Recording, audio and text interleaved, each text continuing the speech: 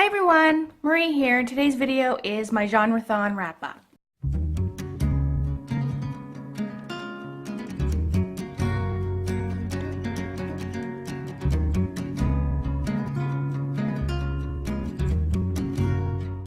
I had a great time during GENRETHON.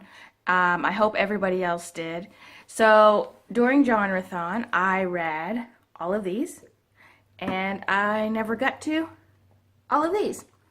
Well, I did get to them, I just didn't finish them. So, first I will talk about the ones that I did manage to read. First there was the Alice in Wonderland graphic novel, and this is based off the Tim Burton movie. I enjoyed the Alice in Wonderland story, and I enjoyed this graphic novel. I didn't think I would at first. It follows the Alice in Wonderland story, more the Tim Burton style of it. And at first I didn't like the graphics as much, but just like the Tim Burton movie, the graphics kind of grew on me. Can you see? And during the end of this graphic novel, you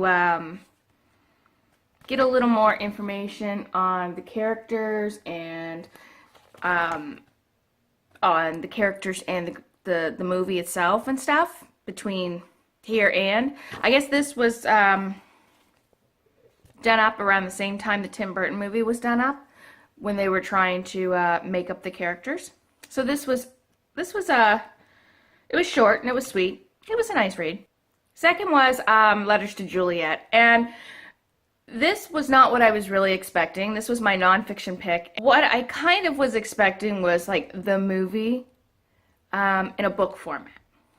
But what I got was a history of Romeo and Juliet, and a history of the letters, and all the dedication of the people that put forth for the letters and stuff, which was really nice. It was interesting to read that stuff, but it's not what I was really looking for at this time. And there was times where I really just felt this was reading like a textbook, and I had to push myself through. Now, mind you, it is very short, and there's a lot of spots where you just come up with, you know, pages like this where there's just all of these letters that were written to Juliet. And even though that was nice, I found that there was just so many of them. Like, all you seen was all of these letters, and I found that was just a little monotonous over time. Then I read Don't Expect Magic by Kathy McCullough. That name? I picked this up as my magical realism. I think this is middle grade. At first I thought it was more of a young adult, but I think it's more middle-ish grade now.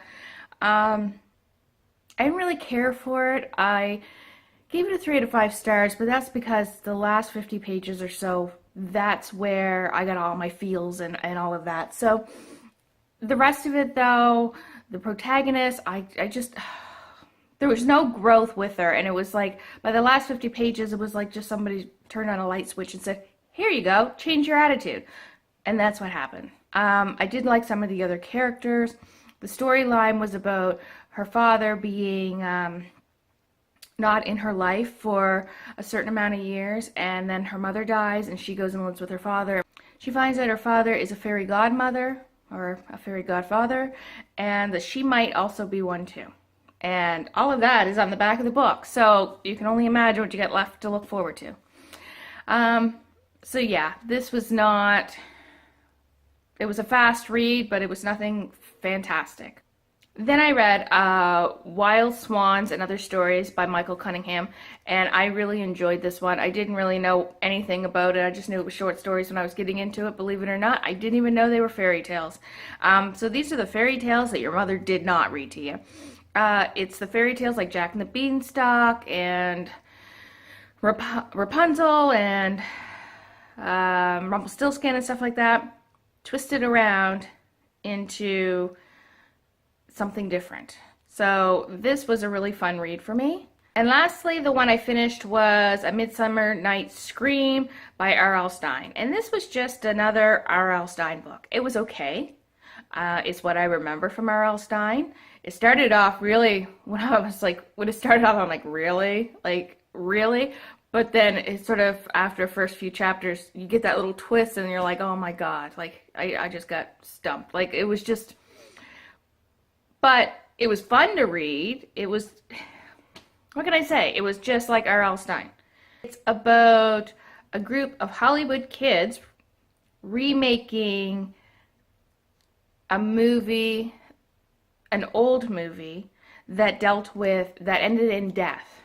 So I guess like kind of like a Blair Witchy thing that ended up. So they're remaking this movie several years later, and shit happens. So yeah, it was an okay read. I also listened during this time, which I never even really paid attention to, and it didn't even add it to my genrethon, was The Clockwork Princess. So I finished up that series, and that's by Cassandra Clare.